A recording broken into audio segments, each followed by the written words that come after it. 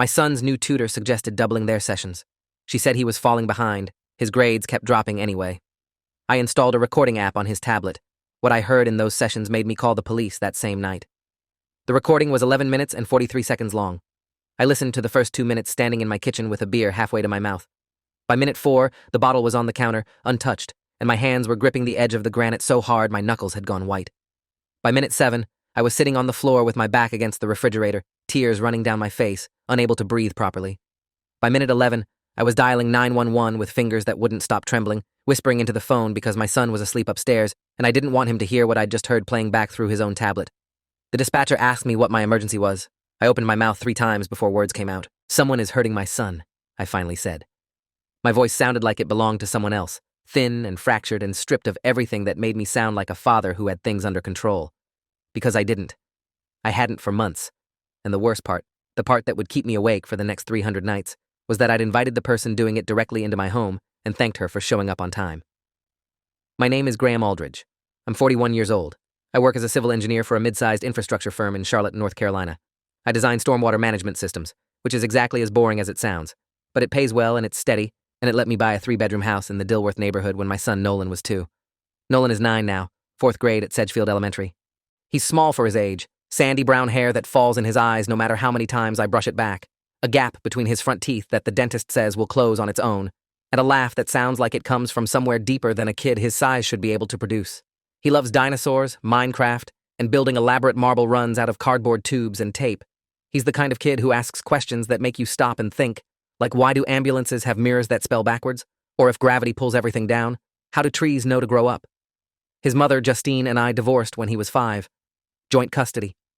Justine moved to Raleigh with her new husband and took a position at Duke Hospital as an oncology nurse. She's a good mother.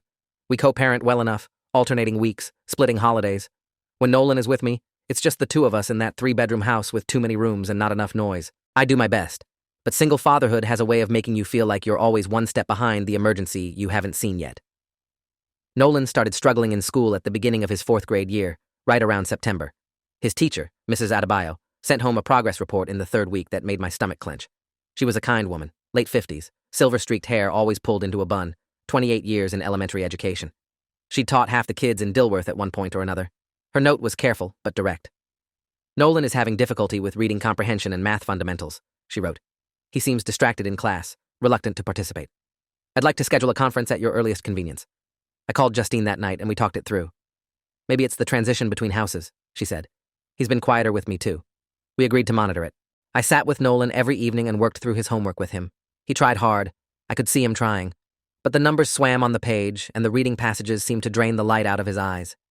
By October, his grades had dropped from B's to C's. Mrs. Adebayo suggested a tutor. She gave me 3 names. The first 2 didn't have availability until January. The third was Lorraine Ashby. Lorraine Ashby came with excellent references. She had a bachelor's degree in elementary education from UNC Charlotte, a state teaching certificate that she kept current even though she'd left the classroom 4 years earlier to tutor privately, and a website with 12 glowing testimonials from parents across the South Charlotte area. She was 34, tall, athletic build, dark blonde hair usually pulled back in a practical ponytail. She wore glasses with thin silver frames and carried a canvas tote bag printed with the words, "Reading is my superpower." She shook my hand firmly when we met at my front door for the first session. "I've worked with a lot of kids like Nolan," she said, smiling warmly. "Sometimes they just need someone who isn't mom or dad to unlock what's already there." She charged $85 an hour. Sessions were twice a week, Mondays and Thursdays, 4 to 5:30 in the afternoon. She worked with Nolan at the dining room table while I was usually in my home office down the hall, close enough to hear if anything went wrong but far enough to give them space.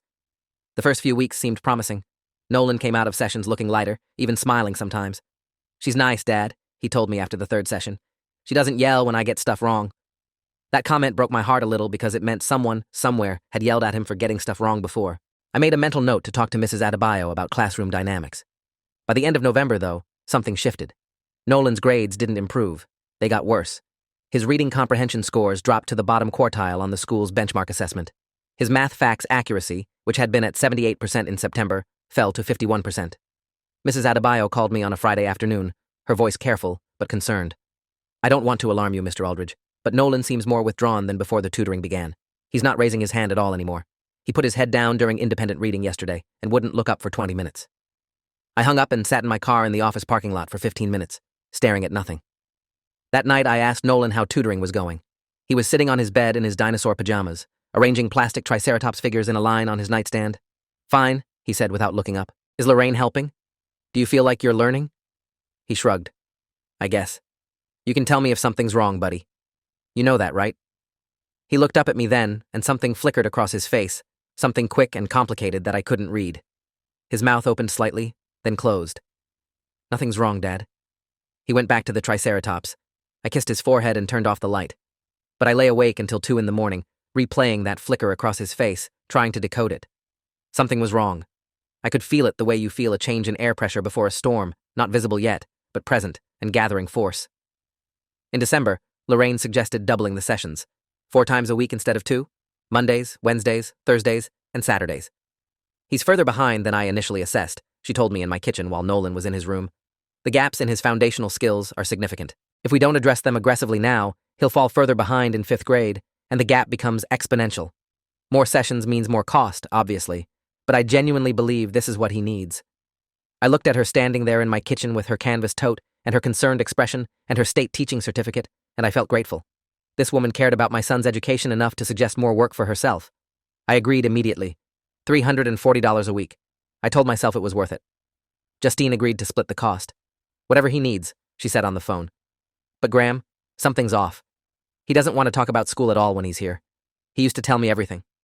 I know, I said. I'm watching it. I'm paying attention. But I wasn't watching closely enough. Not yet. January arrived cold and gray.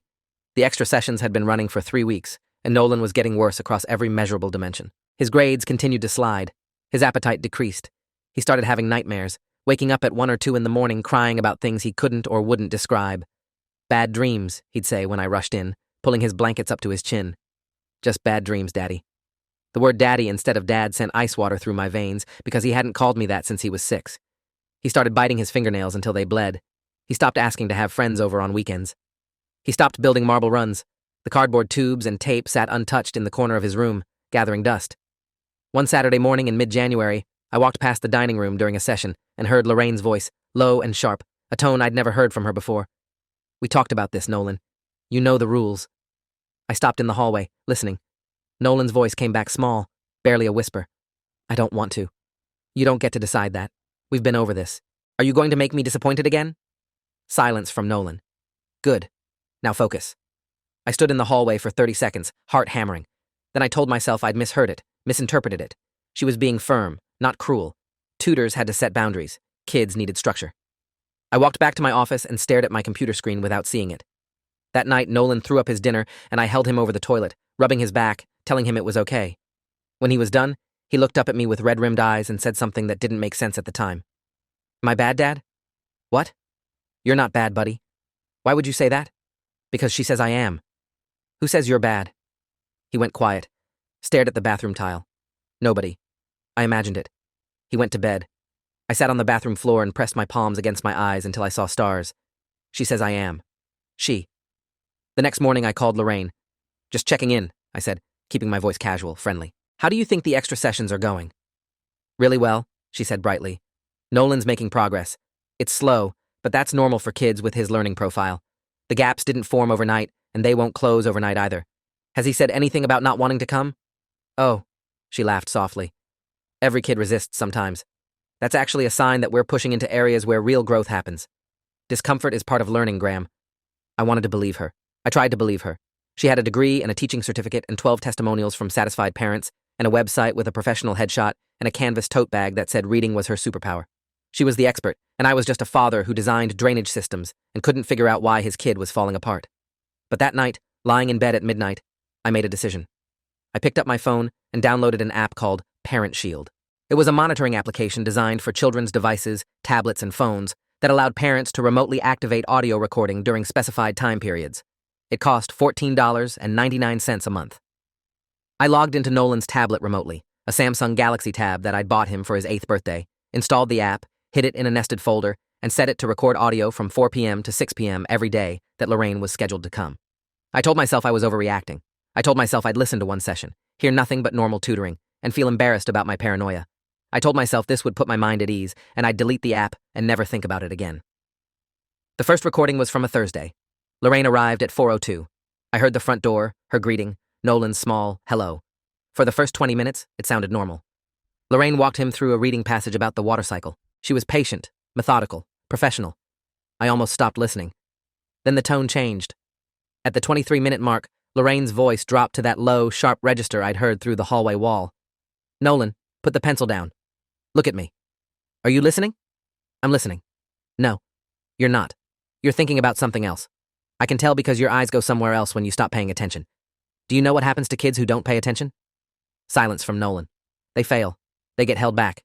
Their parents get angry and disappointed, and then nobody wants to be around them. Is that what you want? No. Then focus. And stop fidgeting. Every time you fidget, it tells me you don't respect my time. Do you respect my time, Nolan? Yes. You don't act like it. My jaw tightened. This was harsh. Unnecessarily harsh for a 9-year-old. But was it abuse? Was it enough to fire her over? I wasn't sure. I kept listening. At the 38-minute mark, the session shifted to math.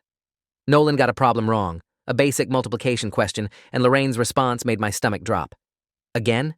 Seriously? We did this exact problem last session. What's 8 times 6? Nolan's voice was barely audible. I don't remember. You don't remember because you don't care. Say it. Say what? Say I don't care about learning. I do care. Then why can't you get a simple problem right? Your dad is paying me a lot of money to help you, Nolan. A lot. And you're wasting it. Every session you waste, that's money your dad could have spent on something better. Does that make you feel good? No, it shouldn't.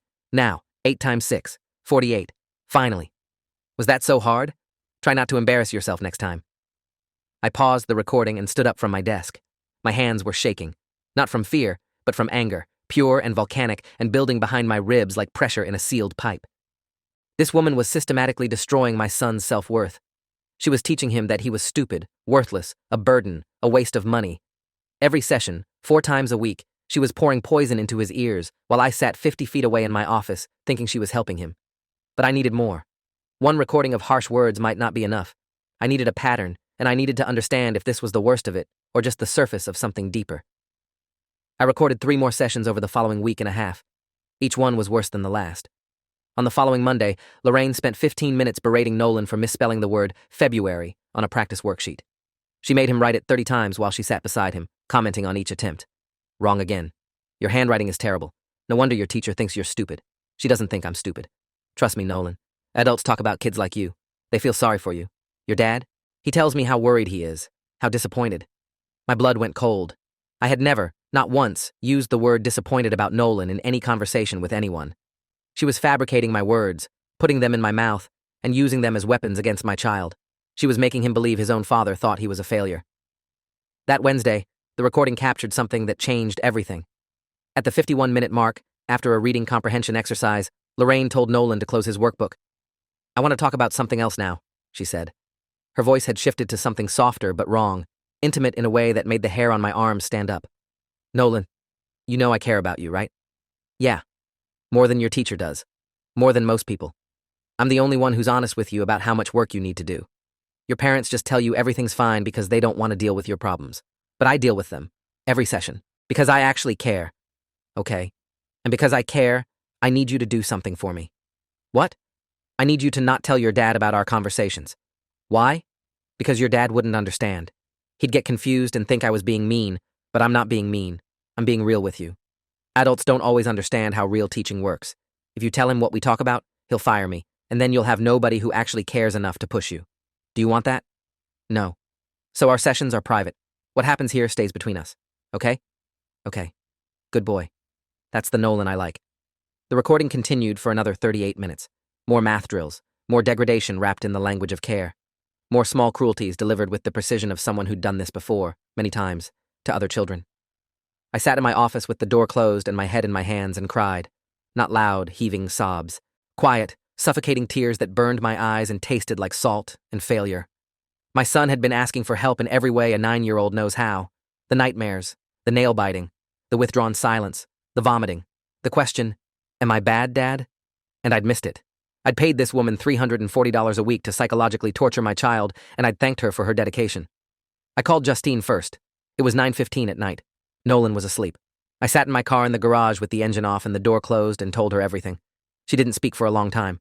When she finally did, her voice was made of ice and controlled fury. Play me the recordings, she said.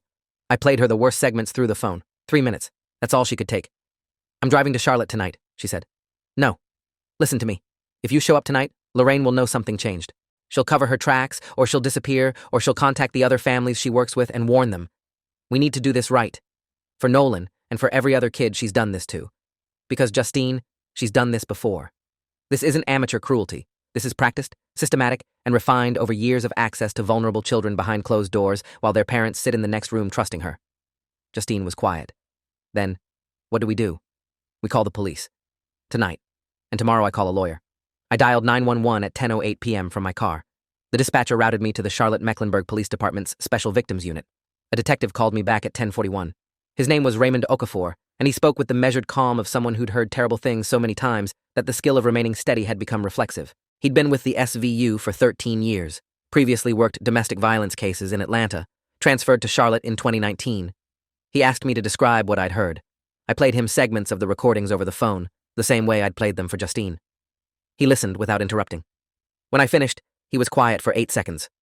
Mr. Aldridge, he said carefully, what you're describing and what I'm hearing on these recordings constitutes emotional abuse of a minor under North Carolina General Statute 14-318.2, which covers contributing to the delinquency and neglect of a juvenile. Given the systematic nature, the isolation tactics, the deliberate undermining of parental relationships, and the secrecy demands, this may also qualify as a pattern of psychological maltreatment under the state's child abuse statutes. What I need from you tonight is to preserve every recording. Do not delete anything.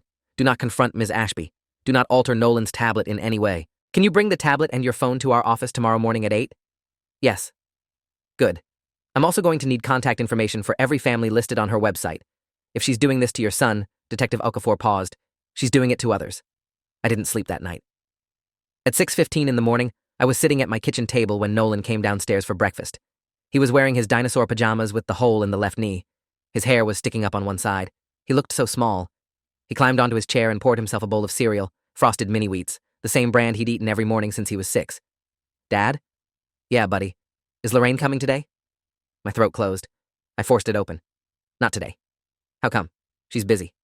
Oh. He ate his cereal. Then he looked up at me with those brown eyes that still had a gap-toothed kid's trust somewhere behind the damage. Dad? Yeah? If Lorraine doesn't come back, is that okay? My eyes burned. I blinked hard. Yeah, buddy. That's very okay. He nodded slowly. Went back to his cereal.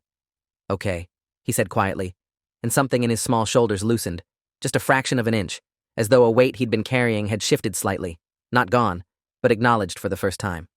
I left Nolan with my neighbor, a retired schoolteacher named Gloria Fenton, who'd known him since he was a toddler and treated him like a grandson. I drove to the SVU offices on East 4th Street with Nolan's tablet sealed in a gallon-size freezer bag like Detective Okafor had instructed, along with my phone containing the Parent Shield app and every recording, time-stamped and cloud-stored. The SVU office was on the 3rd floor of a building that smelled like old coffee and floor wax. Okafor met me in the lobby, tall, broad-shouldered, clean-shaven, wearing a dark gray suit with no tie. He shook my hand and led me to an interview room with a metal table and 2 chairs. A woman was already seated there, a forensic interviewer named Dr. Priya Chakrabarti, a child psychologist with a PhD from Virginia Commonwealth and 14 years of experience conducting forensic interviews with minors for law enforcement agencies across the Carolinas. She specialized in cases of psychological abuse, coercive control, and emotional manipulation of children by authority figures, teachers, coaches, tutors, and religious leaders.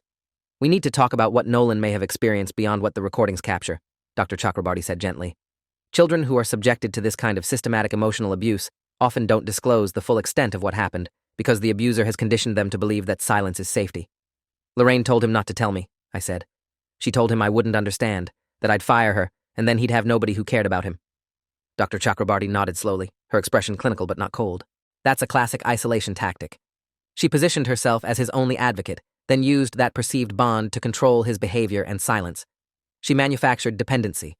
The child believes the abuser is the only person who truly understands them, even as the abuser systematically destroys their sense of self.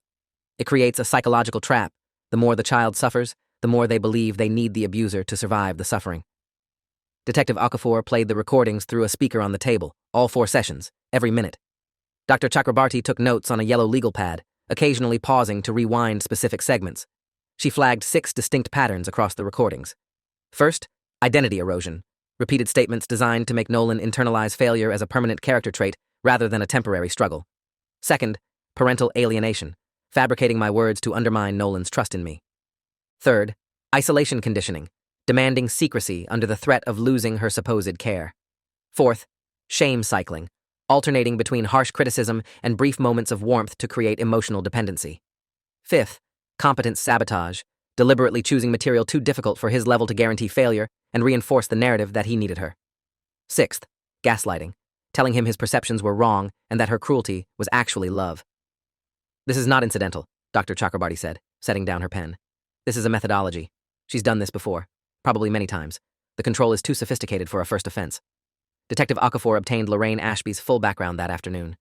What he found made the floor feel like it was tilting beneath me.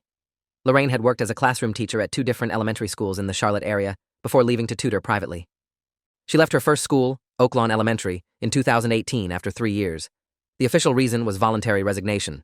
But Okafor dug deeper, contacting the principal who'd been in charge during her tenure, a man named Franklin Dubose, now retired and living in Asheville. Dubose told Okafor that Lorraine had been the subject of 2 parent complaints in her final year. Both involved children who'd developed anxiety, sleep disturbances, and school avoidance behaviors while in her class. The complaints were investigated internally by the school district and dismissed due to insufficient evidence. Lorraine wasn't fired, but Dubose told her that the complaints would remain in her personnel file, and she resigned the following week. She surfaced at a second school, Pinewood Academy, a small private school in Ballantyne, in 2019. She lasted 11 months. 3 more complaints from parents. A child in her 2nd grade class began pulling out his own hair. Another developed a stammer that hadn't existed before. A third told her mother that Mrs. Ashby says I'm the dumbest kid she's ever taught, and I should just stop trying. Pinewood's headmaster, Dr. Colleen Rourke, confronted Lorraine directly. Lorraine denied everything, called the children liars, accused the parents of coaching their kids to defame her, and resigned before any formal investigation could begin. She started tutoring privately 6 months later, working one-on-one with children in their homes, with no institutional oversight, no colleagues observing her, no principal to file complaints with. Just her and a child at a dining room table behind a closed door, while a trusting parent worked in another room. Okafor contacted every family listed on Lorraine's website. 12 testimonials, 12 families. He reached 9 of them. 4 reported nothing unusual and said their children had positive experiences. 3 gave mixed reports, said their kids had improved academically, but seemed more anxious or withdrawn during the tutoring period, though they hadn't connected the two. 2 families broke down on the phone. The first was a father named Alistair Reeves in the Myers Park neighborhood. His daughter, Maisie, had been tutored by Lorraine for 5 months the previous year. Maisie developed severe anxiety, began refusing to go to school, and started wetting the bed at age 8 after being dry since 3. Alistair had taken Maisie to a child therapist who diagnosed her with acute stress disorder, but they never identified the source. When Alistair told the therapist about the tutoring sessions, the therapist flagged it as a possible contributing factor, but by then, Lorraine had already ended the arrangement, citing scheduling conflicts. The second was a mother named Diane Prescott in the Cotswold area. Her son, Julian, age 7, had been tutored by Lorraine for 3 months, and then attempted to run away from home by packing a backpack with granola bars and walking 4 blocks before a neighbor found him. When asked why, Julian said, "I'm too dumb to live here anymore. My tutor said so." Diane had fired Lorraine immediately, but never reported the incident to police because she said she didn't think emotional cruelty by a tutor was something you could report. She didn't think anyone would take it seriously. Armed with the recordings, Dr. Chakrabarty's analysis, the background investigation, and statements from the Reeves and Prescott families, Detective Okafor obtained a warrant to search Lorraine Ashby's apartment and seize her electronic devices, her laptop, phone, and an external hard drive. The search took place on a Thursday morning while Lorraine was at a coffee shop 3 blocks from her apartment, unaware. What investigators found on her laptop was chilling in its organization. She kept detailed files on every child she'd tutored, but not academic progress files, behavioral manipulation logs, notes on each child's psychological vulnerabilities, their insecurities, their family dynamics, which parents were attentive and which were distracted, which kids were more susceptible to shame and which responded to fear. She'd written clinical, almost academic entries about her methods. Nolan's file was 4 pages long. The first entry was dated from his 2nd session with her. Nolan A., age 9. Father is present but occupied, works from home office during sessions, does not monitor directly. Mother is in Raleigh, limited daily oversight. Child is sensitive, eager to please, deeply afraid of parental disappointment. Extremely responsive to shame-based correction. High suitability. I read those words in a conference room at the SVU office while Okafor sat across from me and Dr. Chakrabarty stood by the window with her arms crossed. High suitability. She'd evaluated my son like a predator assesses prey. She'd identified his vulnerabilities, confirmed that I was too trusting and too distracted to notice, and then she'd gone to work, dismantling him from the inside out. 4 sessions a week at $85 an hour. I was paying her to psychologically dismantle my child, and her notes showed she'd planned it from the beginning. Lorraine Ashby was arrested at 3:15 p.m. on a Thursday afternoon at her apartment in the Plaza Midwood neighborhood of Charlotte. Okafor and 2 uniformed officers knocked on her door with a warrant for her arrest. The charges were 5 counts of contributing to abuse and neglect of a juvenile under North Carolina General Statute 14-318.2, 3 counts of child abuse through emotional maltreatment, and 1 count of obtaining property by false pretenses for collecting tutoring fees while deliberately undermining the academic progress she was paid to support. The false pretenses charge was the one that surprised me. It was Catherine Hughes' idea. Catherine was the attorney I'd retained the morning after I called the police, a family and criminal victims advocate with 11 years of practice, a degree from Wake Forest Law, and a reputation for being relentless. She'd handled 3 previous cases involving psychological abuse of minors by non-family authority figures, and she was the one who pushed the DA's office to include the fraud charge. She charged families for a service she was intentionally sabotaging, Catherine told me in her office on South Tryon Street, her voice controlled but fierce. She wasn't just abusing children. She was running a con. Parents paid her hundreds of dollars a week to help their kids, and she was deliberately ensuring they got worse so she could recommend more sessions and collect more fees. That's fraud. That's provable, documentable fraud, and the jury will understand it immediately. The arrest made the local news that evening. WCNC Charlotte ran a segment at 6 p.m. with the headline, "Charlotte Tutor Arrested on Child Abuse Charges." The story included Lorraine's professional headshot from her website, the one with the warm smile and the silver-framed glasses, next to her booking photo from Mecklenburg County Jail, where her expression was flat, emptied of the performative warmth she'd built her career on. Lorraine posted bail the next morning, $15,000, paid by her mother. She retained a defense attorney named Howard Slade, a criminal defense lawyer with a practice in uptown Charlotte who'd handled cases involving educators before. Slade's strategy became clear immediately. He issued a statement calling the charges an overreaction based on a father's misinterpretation of normal disciplinary tutoring methods. He argued the recordings were obtained without Lorraine's consent, violating North Carolina's one-party consent wiretapping laws. Catherine Hu anticipated this. North Carolina is a one-party consent state, she told me when I called her in a panic after seeing Slade's statement. That means only one party to the conversation needs to consent to the recording. Nolan was a party to those conversations. As his parent and legal guardian, you consented on his behalf. The recordings are admissible. Slade's argument collapsed in the first pretrial hearing. The judge, a woman named Honorable Claudia Ung, ruled the recordings admissible in their entirety. She listened to a 45-second excerpt in chambers, the segment where Lorraine told Nolan that his father was disappointed in him and that silence was required, then looked at Slade over her reading glasses and said, "Counsel, if you're planning to argue that this constitutes normal tutoring, I'd encourage you to reconsider your approach." The case went to trial 4 months later. By then, 2 more families had come forward after seeing the news coverage, bringing the total number of identified victims to 5 children across 4 years. The prosecution presented 63 minutes of audio recordings, Dr. Chakrabarty's expert analysis identifying 6 distinct patterns of psychological abuse, Lorraine's own handwritten manipulation logs seized from her laptop, testimony from Alistair Reeves and Diane Prescott, testimony from Franklin Dubose and Dr. Colleen Rourke documenting prior complaints at 2 schools, billing records showing Lorraine collected over $92,000 in tutoring fees from families during the 4 years she operated privately, and medical records from 3 children documenting anxiety disorders, stress reactions, and behavioral changes that began during their tutoring periods and resolved after they ended. Nolan did not testify. Dr. Chakrabarty conducted a forensic interview with him instead, video recorded with my consent and Justine's, which was presented to the jury. In the interview, Nolan sat in a small room with soft lighting and stuffed animals on the shelves and told Dr. Chakrabarty, in his small, careful voice, what Lorraine had said to him across those weeks. She said I was wasting my dad's money. She said my mom left because of me. She said if I told anyone, nobody would believe me because I'm just a kid and she's a grown-up. She said dumb kids don't get to have opinions. I watched the interview footage from a room next door through a one-way mirror with Justine beside me. Justine hadn't let go of my hand in 40 minutes. Her grip was so tight that my fingers were numb, but I didn't pull away. On the screen, Nolan looked at Dr. Chakrabarty with his brown eyes and his gap-toothed mouth and said, "She said my mom left because of me." And Justine made a sound I'd never heard a human being make before, low and guttural and broken, the sound of a mother's heart cracking clean in half. I put my arm around her, and we sat there, 2 divorced parents in a police building watching their son describe how a stranger had convinced him he was worthless. The jury deliberated for 3 hours and 14 minutes. They found Lorraine Ashby guilty on all counts. Judge Ung sentenced her to 4 years in state prison, with eligibility for parole after 2, plus a lifetime ban from working with minors in any capacity in North Carolina. Her teaching certificate was permanently revoked. Her name was added to the state's registry of individuals prohibited from employment in educational or childcare settings. Howard Slade filed an appeal, and it was denied 8 months later by a 3-judge panel that called the evidence overwhelming and the sentence proportionate. The civil suit Catherine Hu filed on behalf of my family and the Reeves and Prescott families resulted in a combined judgment of $318,000, most of which Lorraine didn't have, but the judgment followed her and would for the rest of her life. Catherine also pushed for legislative action, working with a state representative named Arthur Gladwell to draft a bill requiring private tutors in North Carolina to undergo background checks and register with the Department of Public Instruction. The bill, informally called Nolan's Law by advocates, was introduced in the General Assembly in the spring and passed committee review.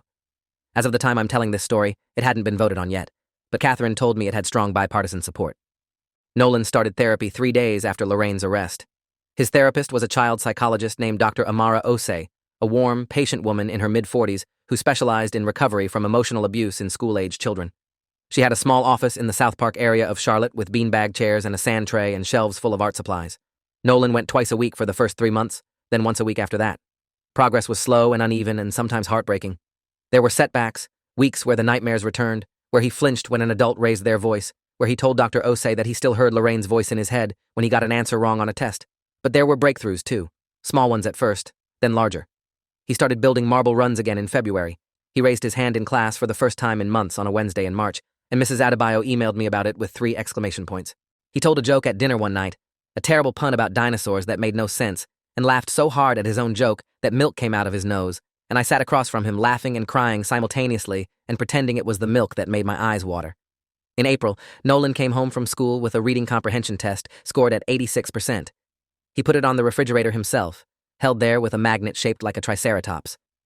"Dad," he said, looking at the paper on the fridge, "I don't think I'm dumb." My throat tightened.